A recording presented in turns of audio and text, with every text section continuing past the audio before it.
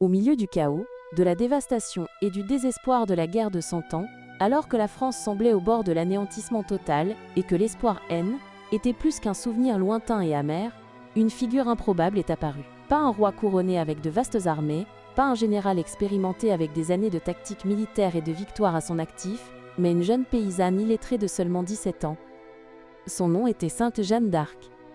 Guidée par des voix célestes et animée d'une foi inébranlable, défiant toute logique humaine et la compréhension de son époque, elle revêtit une armure d'acier, brandit son étendard blanc et changea à jamais le cours de l'histoire européenne. Voici l'histoire de Sainte Jeanne d'Arc, la pucelle d'Orléans, l'une des héroïnes les plus extraordinaires, courageuses et incomprises que le monde ait jamais connues.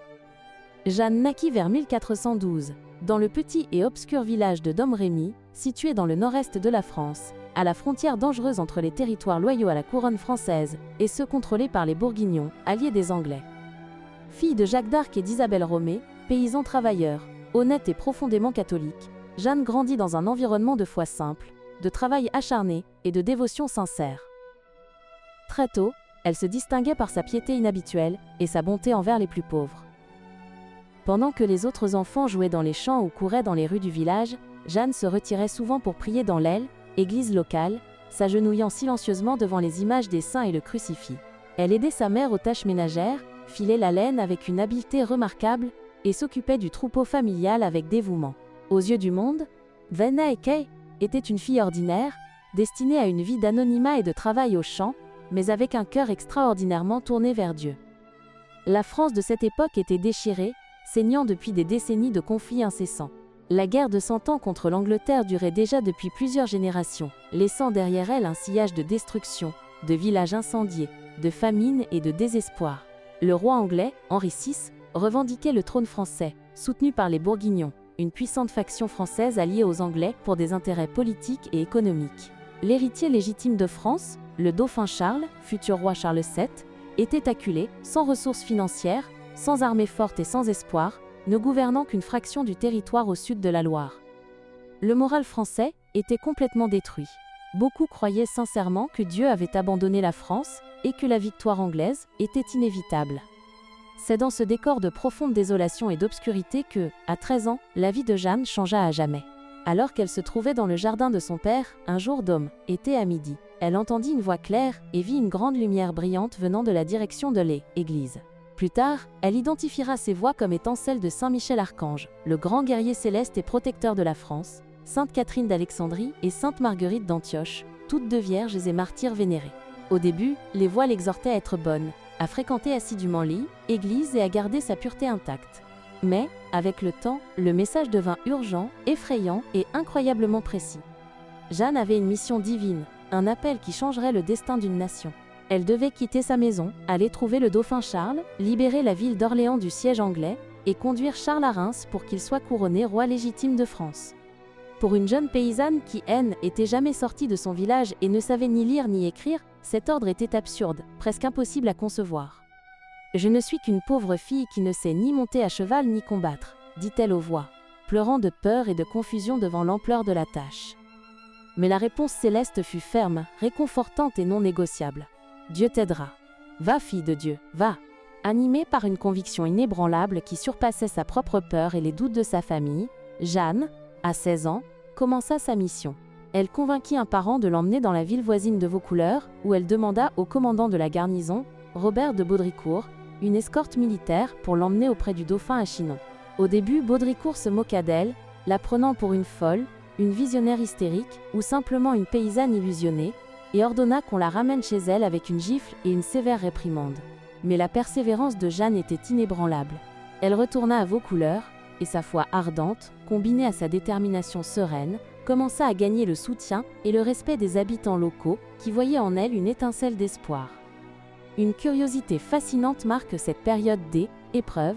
Jeanne prédit avec exactitude une défaite française à la bataille des Harengs, quelques jours avant que la nouvelle officielle n'arrive à Vaucouleurs. Face à cette preuve inexplicable de connaissances surnaturelles, Baudricourt céda finalement, percevant qu'il y avait quelque chose de divin et d'extraordinaire en cette jeune fille. Il lui donna une épée, un cheval et une petite escorte de soldats expérimentés. Pour voyager en sécurité à travers un territoire ennemi, Infestée de patrouilles anglaises et bourguignonnes prêtes à capturer ou tuer tout Français, Jeanne prit une décision radicale. Elle coupa ses cheveux courts et revêtit des vêtements masculins de soldat. Cette décision pratique, essentielle pour sa protection et sa mobilité dans un environnement brutalement masculin, serait plus tard utilisée de manière cruelle et déformée contre elle par ses ennemis lors de son procès. Le voyage de 11 jours jusqu'à Chinon fut périlleux, principalement effectué de nuit et en évitant les routes principales, mais Sainte Jeanne d'Arc arriva saine et sauve, protégée comme elle le croyait, par la main de Dieu. La rencontre avec le dauphin Charles est l'une des scènes les plus célèbres et dramatiques de sa vie. Pour la mettre à l'épreuve, Charles se déguisa en habit simple et se mêla à la noblesse de la cour, tandis qu'un autre homme, richement vêtu, s'assit sur le trône. Mais Jeanne, qui ne l'avait jamais vu auparavant et ne pouvait connaître son apparence, ignora le faux roi, se dirigea directement vers Charles dans la foule et s'inclina devant lui, disant avec clarté et autorité : « Très noble seigneur dauphin, le roi des cieux m'envoie pour vous dire que vous serez oint et couronné dans la ville de Reims, et vous serez le vice-roi du roi des cieux, qui est le roi de France. » Charles demeurait sceptique et craignait d'être trompé. Il ordonna que Jeanne soit examinée par des théologiens éminents à Poitiers, afin de s'assurer qu'elle était ni hérétique, ni sorcière, ni folle, envoyée par le diable. Les clercs l'interrogèrent longuement pendant des semaines, enquêtant sur sa vie, sa foi, sa moralité et ses intentions. Ils furent profondément impressionnés par sa piété, sa simplicité, sa chasteté et la clarté cristalline de ses réponses. Ils conclurent qu'il n'y avait rien de mal en elle, que ses intentions étaient pures, et que le roi pouvait avoir confiance en sa mission, car, dans la situation désespérée où se trouvait la France, rejeter l'aide de Jeanne équivaudrait à rejeter l'aide possible de Dieu. Avec l'approbation officielle de l'Église et du roi, Jeanne reçut une armure sur mesure, brillante et imposante, ainsi qu'un étendard blanc, peint de l'image du Christ, tenant le monde, et portant les mots « Jésus-Marie ». Elle ne portait pas d'arme pour tuer.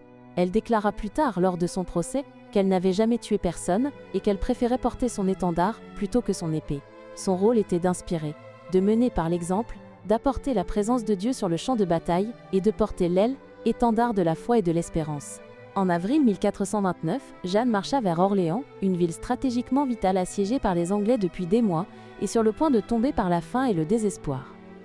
Son arrivée transforma complètement le moral des troupes françaises, qui passèrent de soldats vaincus à guerriers animés d'un zèle religieux. Elle n'était pas seulement une figure symbolique restée en arrière. Elle était en première ligne, au cœur du danger, encourageant les soldats à combattre avec bravoure et à avoir confiance en Dieu. Lors de l'attaque féroce de la forteresse des Tourelles, Jeanne fut atteinte par une flèche qui pénétra profondément entre le cou et l'épaule. Tout autre chef aurait reculé ou succombé à la douleur, mais elle, après avoir fait soigner sa blessure et prié avec ferveur, retourna au combat, inspirant les Français à une attaque finale et dévastatrice qui brisa le siège.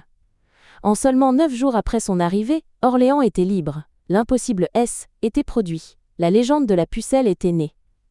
La victoire d'Orléans fut le tournant décisif de la guerre.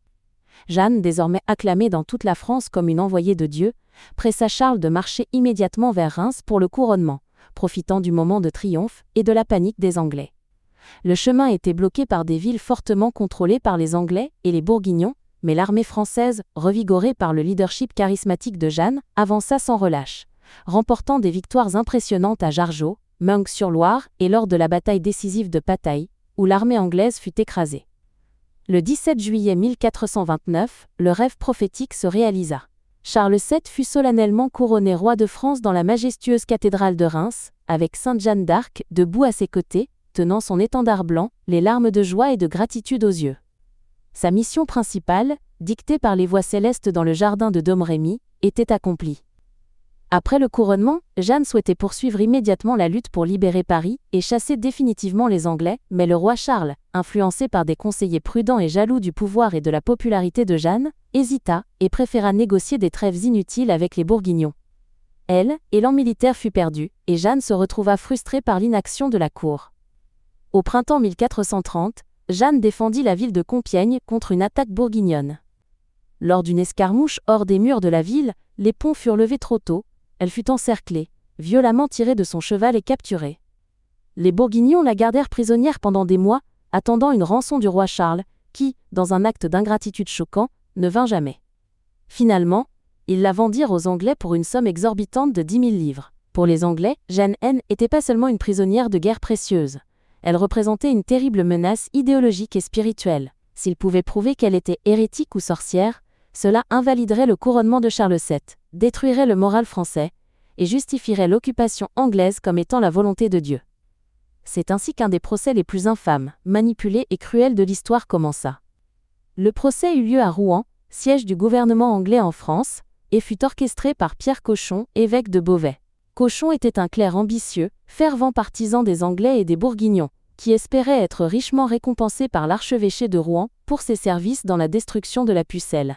Le procès fut une farce grotesque, dès le premier jour.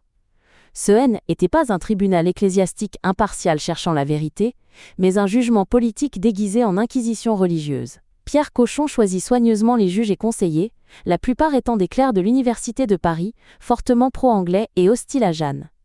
Jeanne fut enfermée dans une prison militaire laïque, gardée jour et nuit par des soldats anglais rudes et abusifs, au lieu d'une prison ecclésiastique gardée par des femmes, comme l'exigeait strictement la loi de l'aile Église pour une femme accusée d'hérésie. Elle fut enchaînée au cou, aux mains et aux pieds, et soumise à des interrogatoires épuisants et hostiles par des dizaines d'hommes instruits, sans droit à un avocat ni à aucun conseil juridique. Bien qu'analphabète et sans formation théologique, Jeanne se défendit avec une sagesse, une clarté et une présence d'esprit qui laissèrent ses interrogateurs stupéfaits et souvent frustrés. Ses réponses témoignent de sa foi profonde et de son intelligence naturelle. Dans l'une des tentatives les plus cruelles et astucieuses de pièges théologiques, les juges lui demandèrent « Sais-tu si tu es dans la grâce de Dieu ?» était une question perfide et mortelle. La doctrine de Quetriel, Église enseignait que personne ne pouvait être absolument certain d'être dans la grâce de Dieu, sans une révélation spéciale. Si elle répondait Quetriel, elle serait accusée de présomption et d'hérésie. Si elle disait non, elle avouait être en péché mortel et sous l'influence du démon. La réponse de Jeanne fut brillante et désarma complètement le tribunal. Si je ne le suis pas, que Dieu m'y mette, et si je le suis, que Dieu m'y garde. Je serais la créature la plus triste du monde si je savais que je ne suis pas dans la grâce de Dieu. Un des notaires nota que les juges furent stupéfaits par cette réponse, incapables de poursuivre cette ligne d'attaque. Ils la questionnèrent sans relâche sur ses voies, essayant de prouver qu'elles étaient des démons déguisés. Ils l'interrogèrent sur le port de vêtements masculins, qu'elle affirmait être un ordre de Dieu pour protéger sa chasteté en prison militaire, entourée d'hommes violents. N'ayant pu prouver l'hérésie dans ses croyances fondamentales, le tribunal se concentra sur des accusations mineures et manipula grossièrement les procès-verbaux. Ils l'accusèrent d'idolâtrie, de consulter des fées près de l'arbre de son village natal et, surtout, d'insubordination à l'aile, Église militante, représentée par le tribunal de Pierre Cochon, car elle affirmait répondre d'abord à Dieu et au pape, auquel elle fit appel en vain, Pierre Cochon ignorant son appel. Épuisée, malade, terrifiée et menacée à plusieurs reprises de torture et de mort sur le bûcher, Jeanne fut conduite dans un cimetière le 24 mai 1431. Devant le bûcher déjà préparé et une foule hostile, elle fut pressée de signer un document d'abjuration, renonçant à ses voix et promettant de porter des vêtements féminins. Dans un moment de faiblesse humaine et de terreur extrême, elle signa le document, qu'elle ne devait probablement même pas savoir lire. Cependant, de retour en prison, elle fut de nouveau soumise à d'horribles abus par les gardes anglais. Pour se protéger d'agressions sexuelles, ou peut-être parce que ses vêtements féminins avaient été délibérément volés par les gardes, les récits historiques varient, elle remit des vêtements masculins. De plus, elle déclara courageusement que ses voix l'avaient réprimandée pour avoir cédé par peur, et qu'elle préférait mourir plutôt que de nier la vérité de sa mission. Était exactement ce dont Pierre Cochon avait besoin. Elle fut immédiatement déclarée hérétique, relapse, quelqu'un qui était retourné à l'erreur après avoir abjuré. La peine inévitable pour cela était la mort sur le bûcher. Le 30 mai 1431, à seulement 19 ans, Jeanne d'Arc fut conduite à la place du Vieux Marché à Rouen. Elle demanda une croix, et un soldat anglais, pris d'une soudaine compassion, fit une petite croix de brindilles et la lui donna, qu'elle plaça sur sa poitrine, près du cœur. Elle demanda aussi qu'un prêtre tienne un crucifix bien haut devant elle, pour qu'elle puisse le voir à travers les flammes et la fumée. Alors que le feu la consumait, elle ne maudit pas ses juges cruels, ni les Anglais.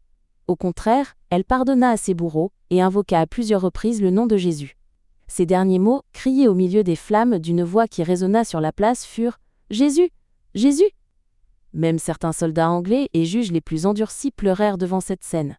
Un secrétaire du roi anglais de l'I.D.L., époque, témoin de l'exécution, aurait dit dans le désespoir « Nous sommes perdus, nous avons brûlé une sainte ».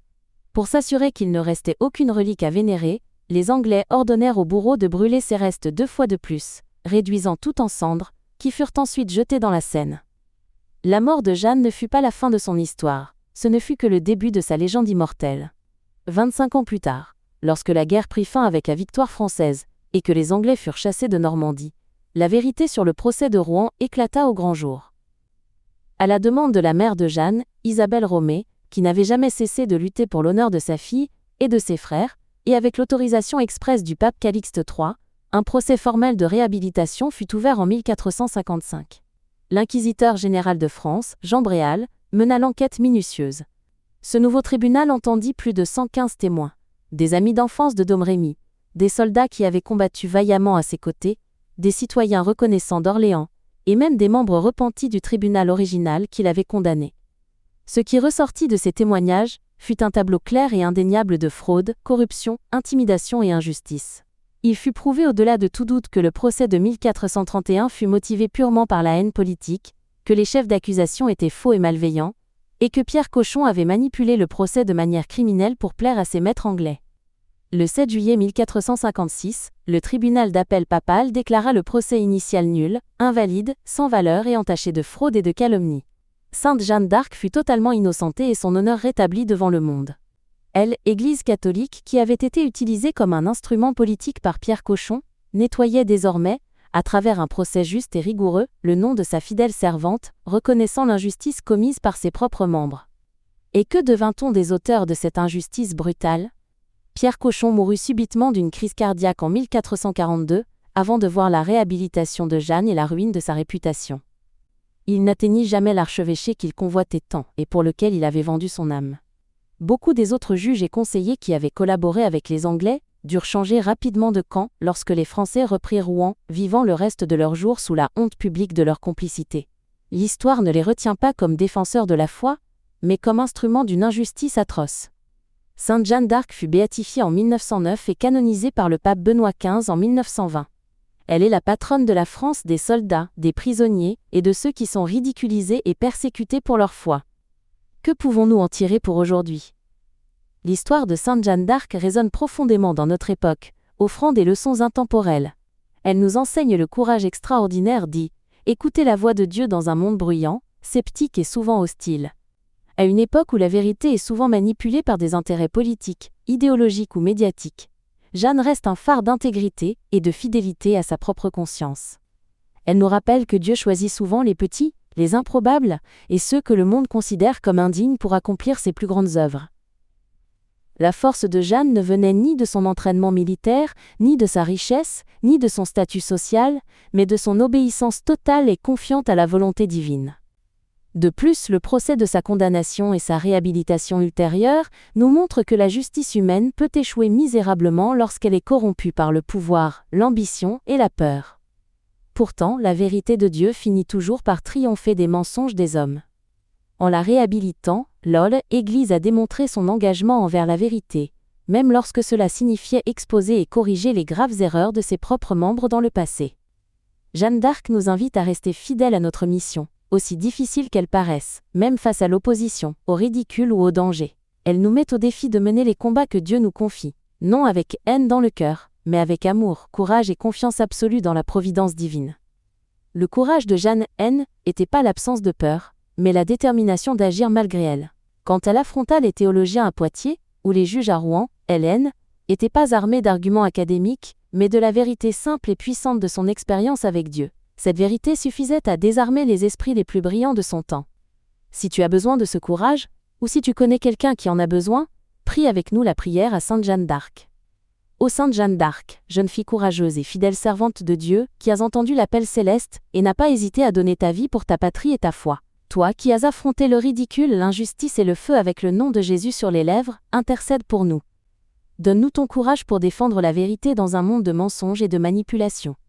Donne-nous ta pureté de cœur pour entendre la voix de Dieu, au milieu du bruit et de la confusion du monde. Aide-nous à rester fidèles à notre mission, aussi difficile qu'elle paraisse, en ayant toujours confiance que la grâce de Dieu suffit à surmonter tout obstacle. Que nous puissions, comme toi, vivre et mourir, avec le nom de Jésus gravé dans nos cœurs. Amen. Si tu t'es senti inspiré par le courage et la foi de Sainte Jeanne d'Arc, ne garde pas cette lumière pour toi seul. Abonne-toi à la chaîne Sancti et Heroes, laisse un like et partage cette vidéo avec quelqu'un qui a besoin de force pour affronter ses propres batailles. Ensemble, nous pouvons diffuser l'exemple des saints et illuminer le monde par la vérité. À bientôt pour le prochain épisode. Et que la réponse de Jeanne d'Arc soit notre réponse, Dieu t'aidera, va fille de Dieu va. Que nous puissions, comme elle, avancer avec courage et confiance, sachant que Dieu est avec nous dans toutes nos batailles.